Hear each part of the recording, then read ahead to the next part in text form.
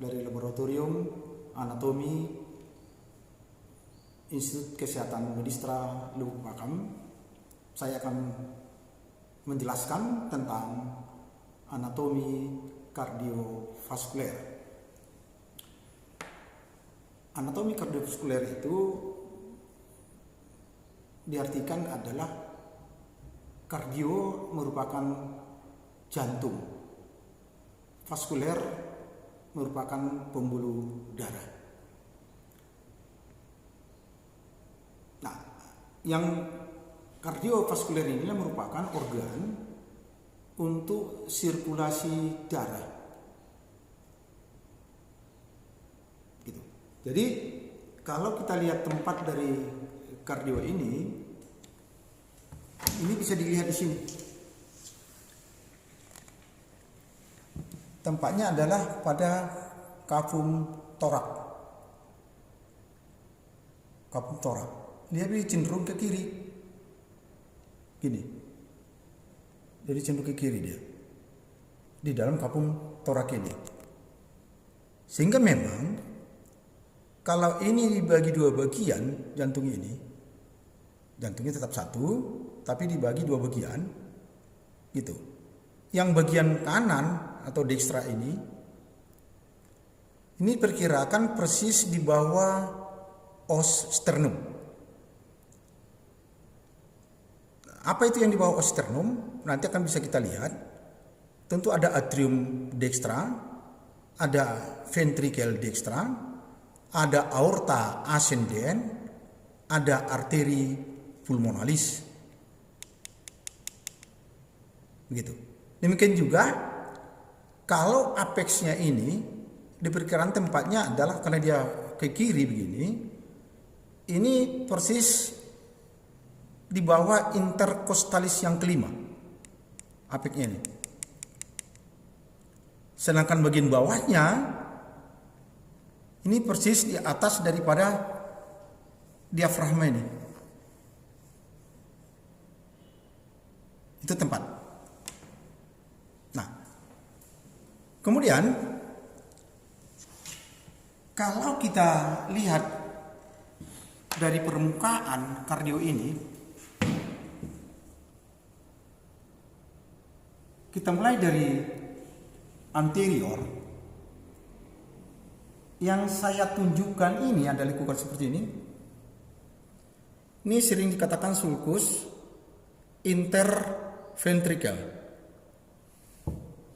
Yang ini. Anterior artinya depan. Nah, sedang ini sering juga dikatakan sulcus arteri koronaria. Tentu anterior juga tadi. Nah, di belakang pun begitu. Ada lekukan seperti ini yang disebut juga sulcus, ya, interventricular posterior. Kemudian yang bagian dasarnya ini yang lebar ini sering dikatakan basis cordis. Sedangkan puncaknya ini apex cordis.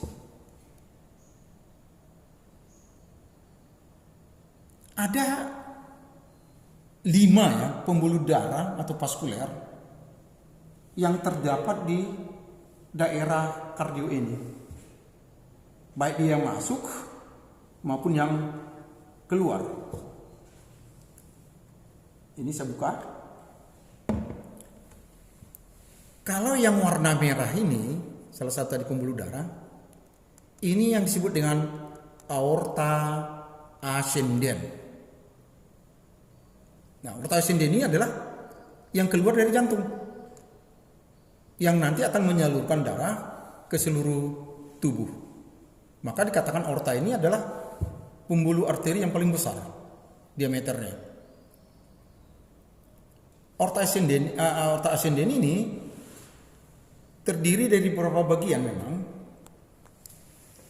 Kalau kita lihat ke pantom ini tadi aorta ascendensnya, sedangkan yang ini arcus aorta.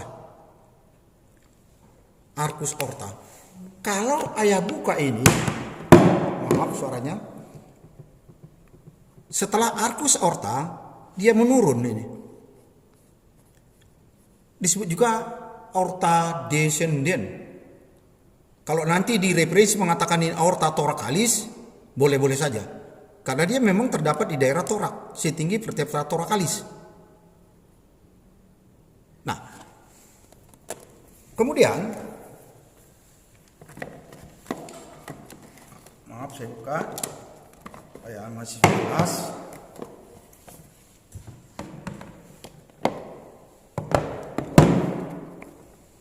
Dari aorta descendens thoracalis tadi, dia turun melewati diafragma sampai ke abdomen, juga yang merah ini. Juga ini termasuk aorta descendens. Nah, sering juga dikatakan ini aorta abdominalis. Begitu. Kemudian berikutnya ada ini warna biru ini disebut dengan arteri pulmonalis. Yang saya tunjukin ini adalah trunkus arteri pulmonalisnya. Ada dua cabang sebetulnya. Ada arteri pulmonalis sinistra, berarti masuk ke pulmo sinistra. Ada arteri pulmonalis dextra, berarti menuju ke pulmo dextra. Ada dua. Kemudian ada yang biru ini lagi. Ada dari bawah, ada dari atas. Nanti bisa kita lihat ke pantom ini. Yang dari atas ini, yang saya tunjukkan ini, disebut dengan vena cava superior. Yang ini. Tentu vena cava superior ini adalah fungsinya mengalirkan darah dari seluruh bagian atas tubuh masuk ke rongga ini, atau disebut dengan atrium dextra. Yang ini juga vena cava, tapi dari bawah. Maka ini katakan vena cava inferior. Ya juga ke atrium dextra masuknya.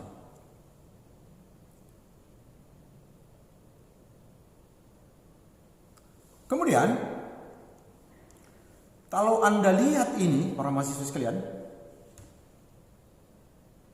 ini sisanya kalau daring-daring ini, yang warna merah ini disebut dengan vena pulmonalis. Vena pulmonalis ini juga suatu saluran pembuluh darah yang dari pulmo menuju atrium sinistra. Menuju atrium sinistra. Jadi kalau kita lihat ini, saya masukkan ini lagi, seperti ini. Berarti yang ini tadi vena cava superior. Yang vena cava inferior dari bawah yang ini. Menyambungnya tadi ke sini. Yang ini.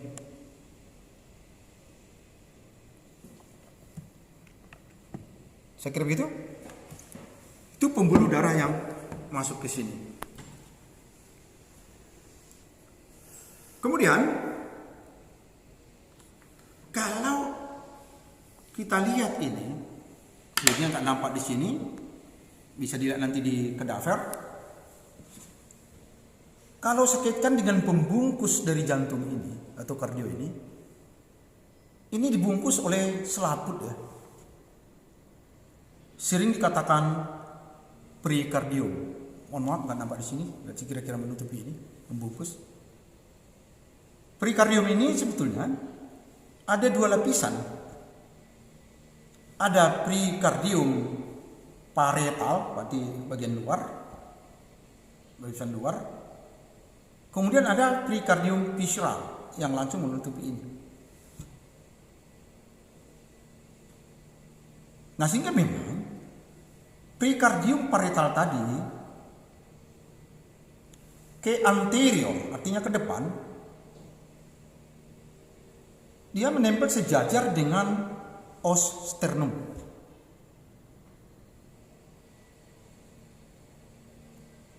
Ke inferior, dia menempel sejajar dengan diafragma. Ke posterior, dia sejajar menempel dengan vertebra thoracalis. Itu yang pertama. Di antara memang pericardium parietal dengan pericardium visceral. Mohon maaf, nggak nampak di sini, di kadaver bisa dilihat. Ada satu cairan, jumlahnya sedikit itu, yang berfungsi sebetulnya sebagai pelumas, pelicin. Gitu.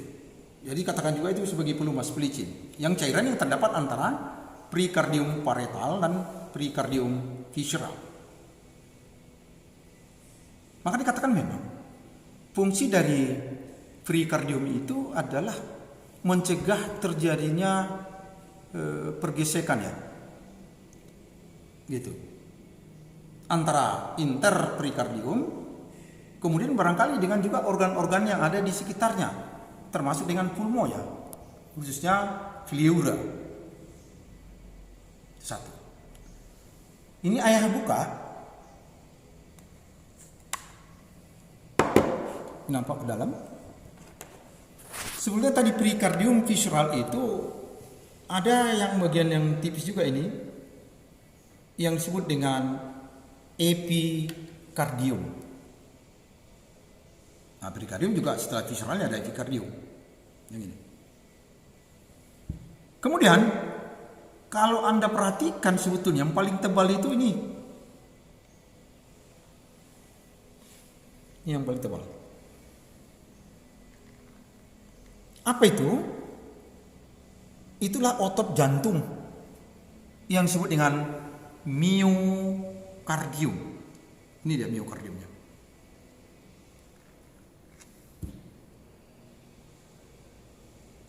Setelah miokardium, baru bagian yang dalam, lapisan dalam, yang disebut dengan endokardium. Itu tadi. Kalau kita kaitkan dengan katakanlah seperti lapisan-lapisan daripada kardio atau core ini. Selanjutnya, saya akan coba masuk. Ini sudah saya terbuka ini. Ada 4 rongga di sini.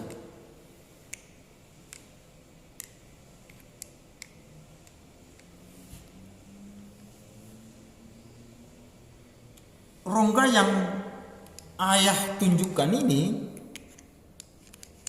disebut dengan atrium. Ada 2 berarti atrium ini. Karena memang jantung ini dibagi 2 bagian.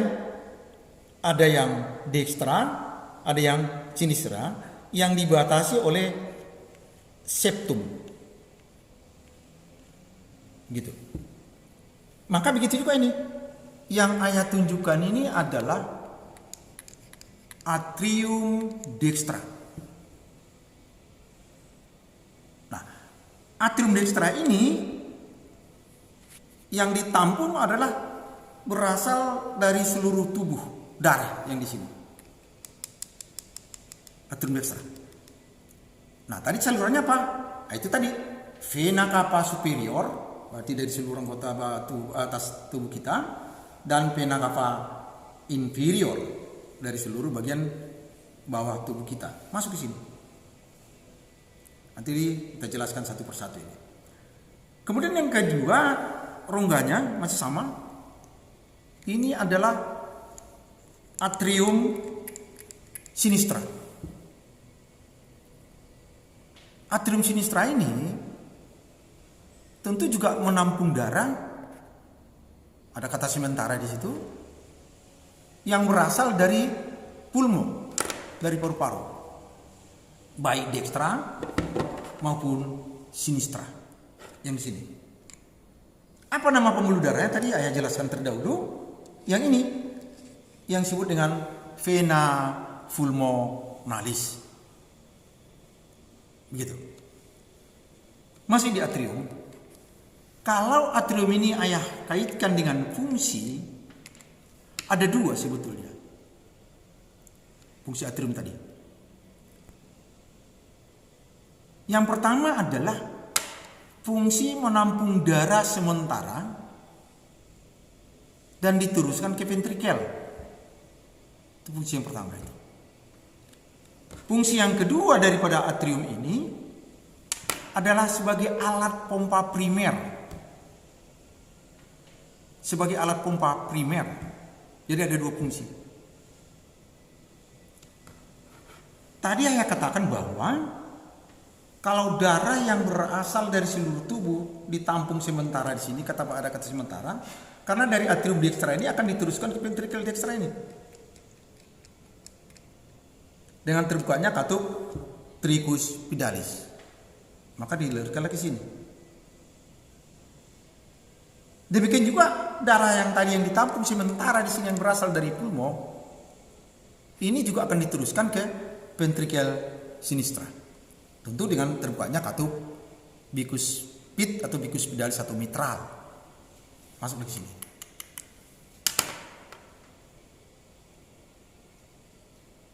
Nah, kalau kita lihat dindingnya ya, berkaitan tadi dengan alat pompa primer, kalau kita lihat ini dindingnya, atrium ini lebih tipis dibandingkan dengan dinding atau otot daripada ventrikel. Ini lebih tebal, ini lebih tipis. Kalau ayah kaitkan tadi dengan alat pompa primer, alat penampung sementara sudah jelas, gitu. Dia akan memumpahkan darah ke sini dari atrium ini, baik dekstra maupun sinistra. Atrium dekstra berarti ke ventrikel dekstra, dari atrium sinistra ke ventrikel sinistra. Dia pompakan. Maka ada kata-kata sebetulnya nanti akan dipelajari di fisiologi. 70% darah yang masuk ke ventrikel yang berasal dari atrium ini, 70% secara pasif. Artinya apa? Tanpa ada dorongan. 70%. Nah, 30% lagi secara aktif. Yang aktif ini dikatakan karena terjadinya kontraksi atau sistol atrium untuk mendorong darah itu masuk ke ventrikel. Maka itu dia. Jadi alat tampung sementara dan alat pompa primer. Itu atrium. Nah, tentu memang kalau katup-katup di sini ada katup, di sini juga ada katupnya. Kemudian rongga berikutnya yang saya pegang ini seperti ini, yang saya tunjukkan ini. Ini disebut dengan ventrikel. Ini juga dua, ada yang dekstra, ada yang sinistra. Yang ini adalah ventrikel dekstra, yang ini adalah ventrikel sinistra. Sebetulnya alat pompa yang sebenarnya di kardio ini atau jantung ini adalah ventrikel ini.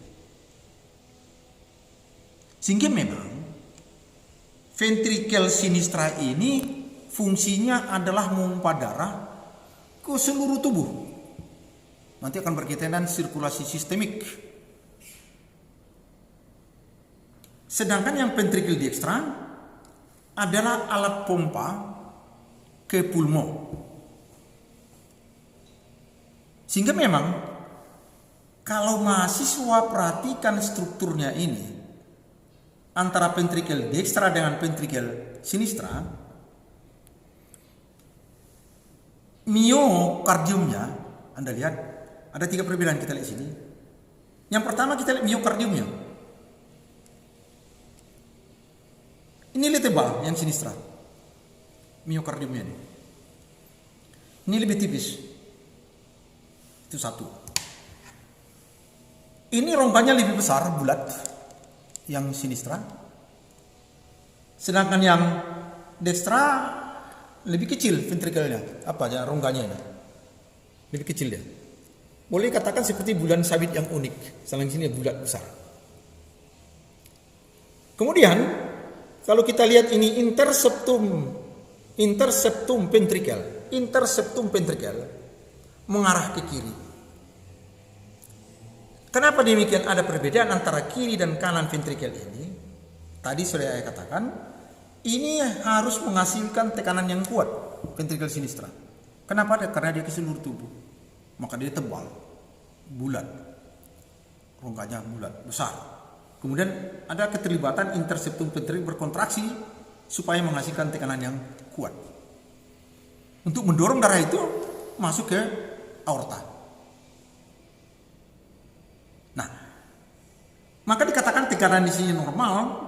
Kalau kita kaitkan dengan tekanan darah, tensi, ya, pada orang dewasa normalnya itu sekitar 120 sistolnya, 80 diastolnya, gitu. Jadi kalau di atas itu berarti hipertensi. Berarti penyakit hipertensi itu ada kaitannya dengan jantung dan vaskuler, gitu. Nah, sedangkan yang ini tadi, kenapa tipis, bentuknya seperti bulan sabit yang unik? Ini hanya alat pompa ke pulmo. Ini nanti melalui apa nanti? Melalui arteri pulmonalis. Di sini tekanannya rendah. Sini tadi tekanan tinggi. Resistennya juga tinggi. Sini juga tekanan rendah, resistennya juga rendah. Maka ukuran di sini, tekanan di sini, di arteri pulmonalis ini, itu pressure-nya, tekanannya, arteri pulmonalis, total tekanan arteri pulmonalis, di beberapa referensi yang saya baca, sekitar sistolnya 25, diastolnya rata-rata 10. Sehingga kalau ada kelainan di sini, gitu, bisa juga terjadi. Kalau terjadi kegangguan di sini, bisa juga terjadi hipertensi pulmonal. Itu tadi tentang ventrikel.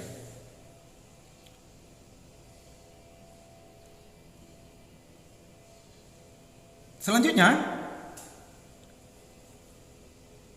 sebetulnya nanti ada animasi video untuk mempermudah para mahasiswa memahami anatomi. Sebetulnya nggak perlu dihafal, yang penting adalah paham. Kalau menghafal struktur itu paling mudah, itu menyebut nama-namanya paling mudah, tapi yang penting adalah paham, gitu.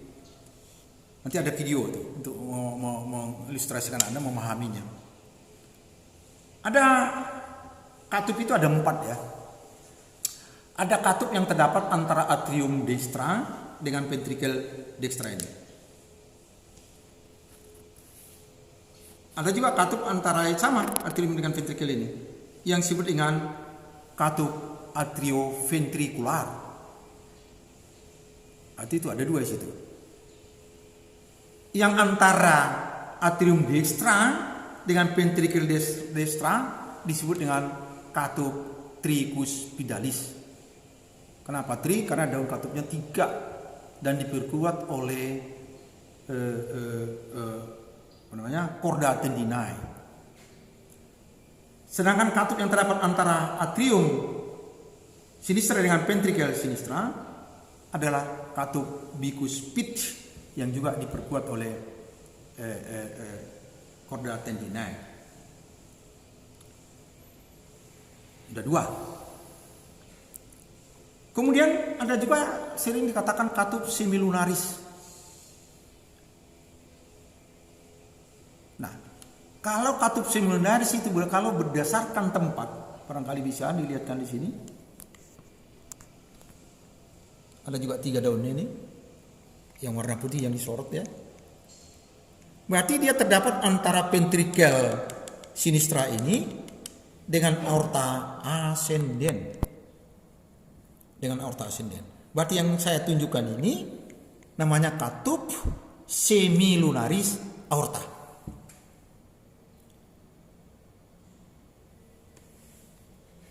Berikutnya, Anda lihat ini. Gitu. Nah, ini adalah kalau berdasarkan tempatnya, katup ini terdapat antara ventrikel dextra ini dengan arteri pulmonalis. Arteri pulmonalis. Apa nama katupnya? Namanya katup semilunaris arteri pulmonalis, atau sering juga dikatakan ini katup pulmonal.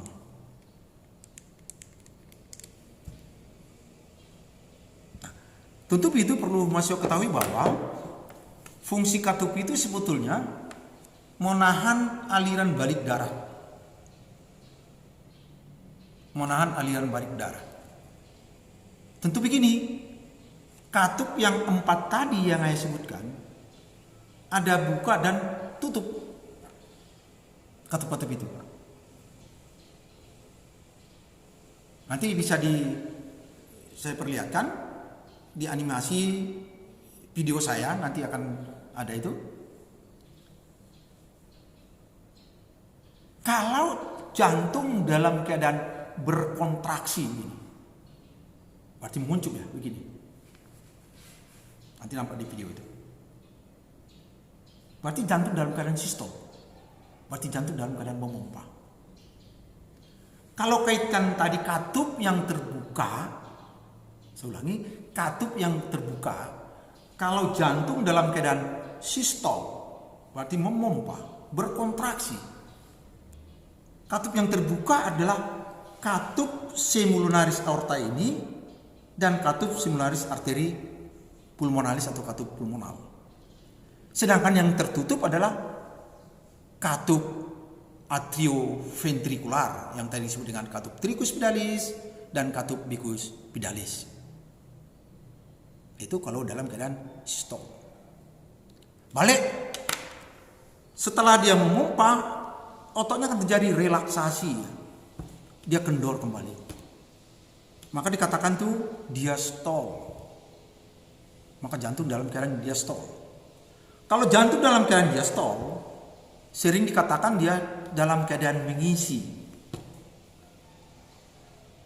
Dan keadaan mengisi. Kalau kaitannya dengan katup tadi, dibalik. Katup yang terbuka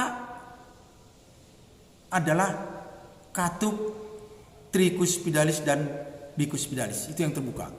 Soalnya ke belakang tadi, kalau tadi dalam keadaan sistol, memompa, katup yang terbuka semilunaris aorta atau katup aorta dan semilunaris arteri pulmonalis atau katup pulmonal. Yang tertutup adalah atrioventrikular. Tetapi kalau dalam keadaan diastol, berarti pengisian, katup yang terbuka tricuspidalis dan bicuspidalis. Gitu. Yang tertutupnya mana? Katup semilunaris aorta dan katup semilunaris arteri pulmonalis atau katup pulmonal. Sehingga memang kalau sudah katup tricuspidalis terbuka dan bicuspidalis terbuka, darah dari aorta, darah dari vena cava superior maupun vena cava inferior akan menuju atrium dextra dan menuju ventricle dextra. Demikian juga darah yang disalurkan oleh vena cava, vena pulmonalis yang berasal dari pulmon destra maupun sinistra akan disalurkan ke atrium sinistra, masuklah ke ventrikel sinistra. Begitu. Maka ada sistol memompa, diastol pengisian. Nanti akan akan dipelajari di fisiologi untuk sesi-sesi berikutnya. Itu mengenai katup.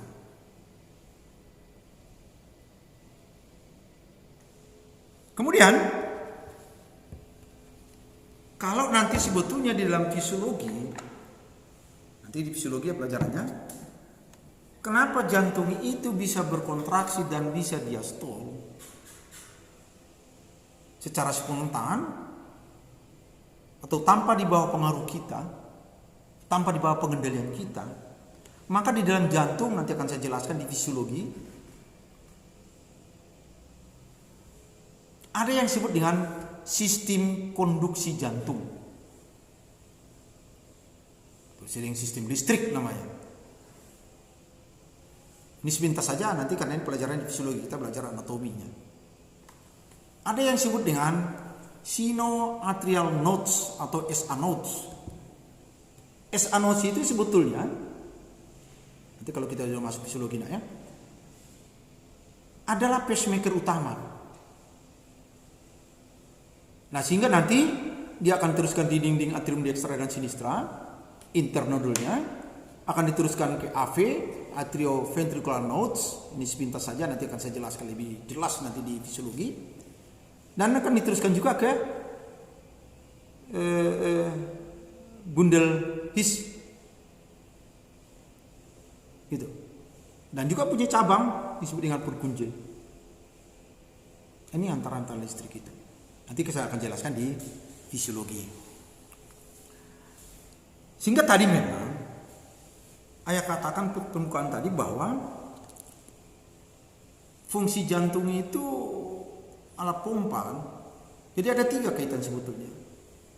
Jantung atau kardionya alat pompa. Yang kedua, pembuluh darahnya vaskular merupakan saluran. Yang ketiga, darah adalah merupakan alat transportasi. Gitu. Maka sirkulasi darah itu ada 2 bagian. Ada sirkulasi darah sistemik atau sirkulasi darah ke seluruh tubuh. Ada sirkulasi darah pulmonal. Tadi saya katakan di awal, sirkulasi itu ada 2 bagian. Ada sirkulasi sistemik, ada sirkulasi pulmonal. Sirkulasi sistemik itu adalah ke seluruh tubuh. Sedangkan sirkulasi pulmonal ke pulmon. Kita mulai yang pertama, sirkulasi sistemik.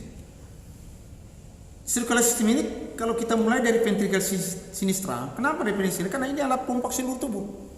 Dari sini.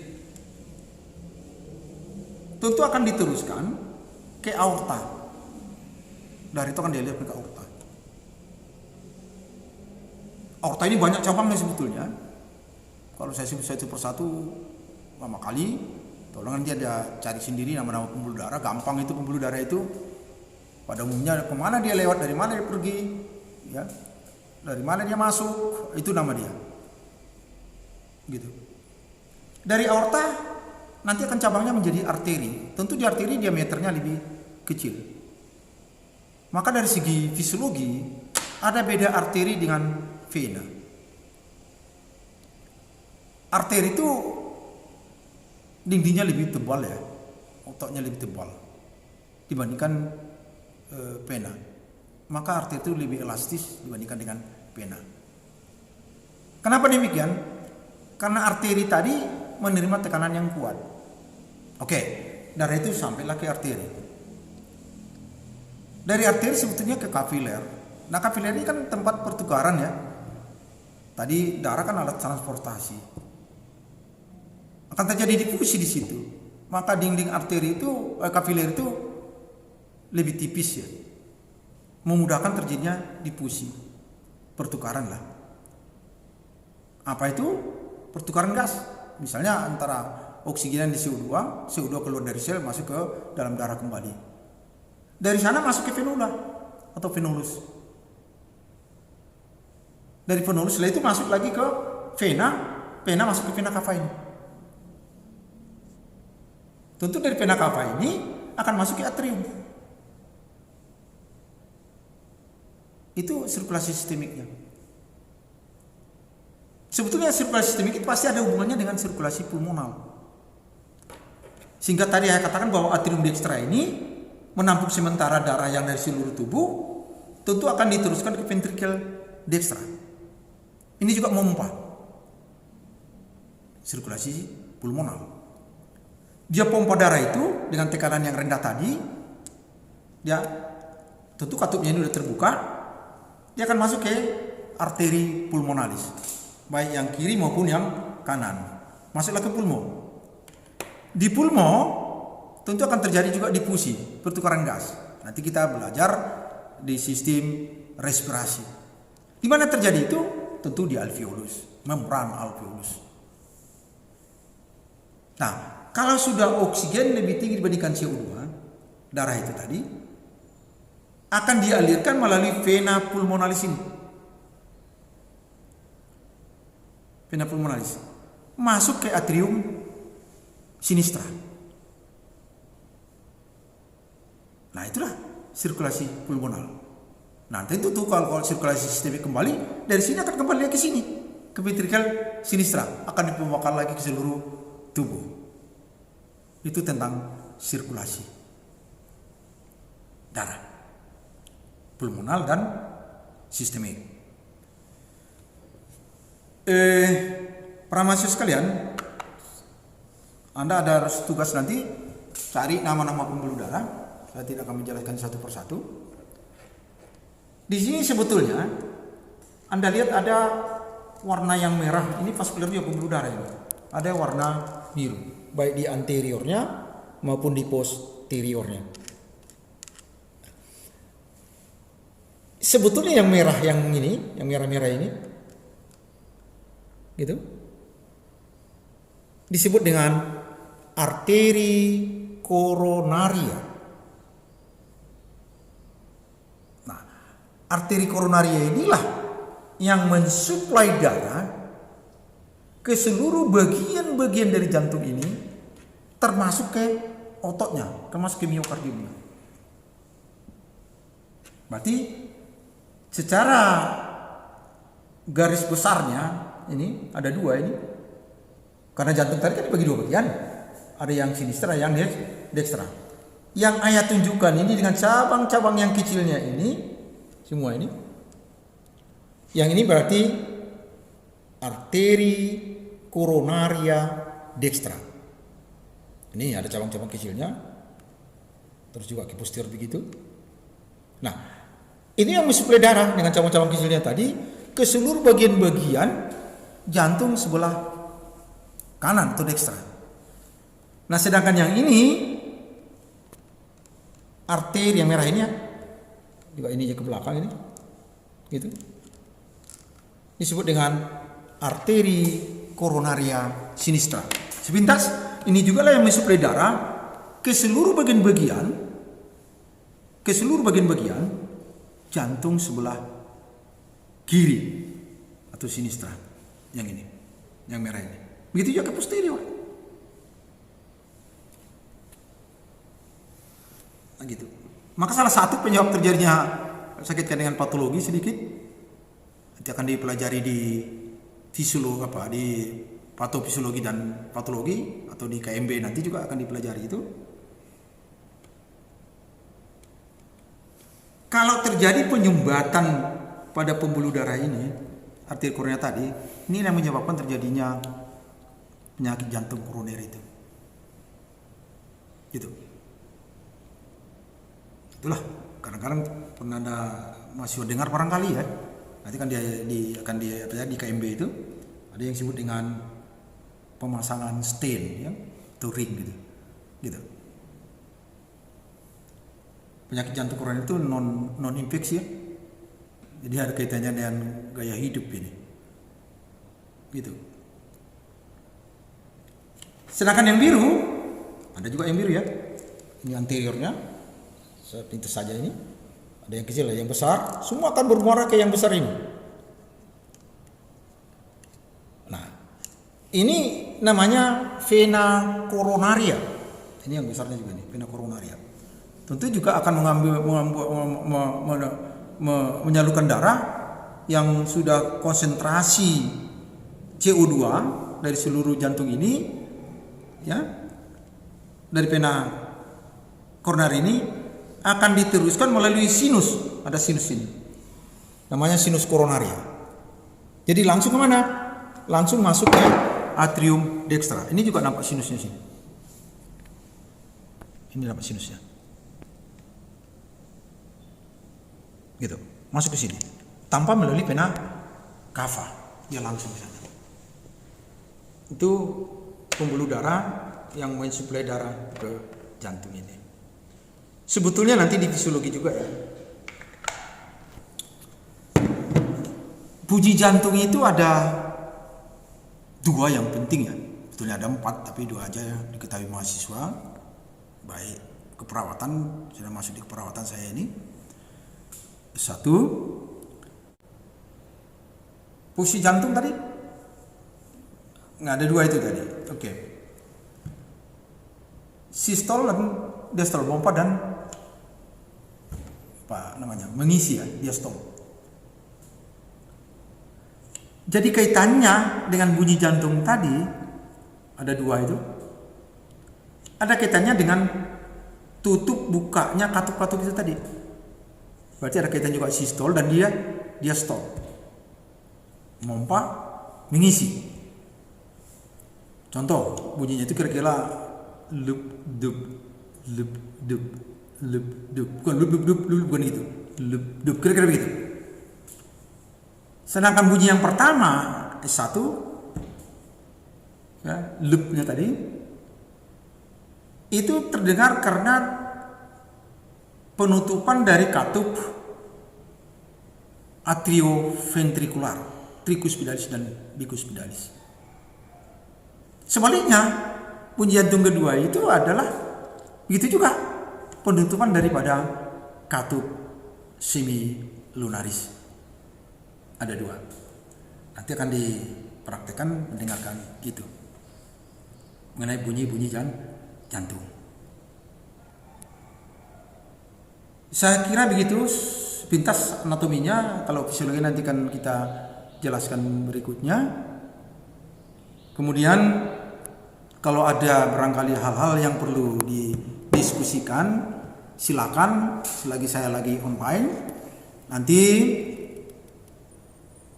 minggu-minggu berikutnya akan kita lanjutkan ke fisiologi.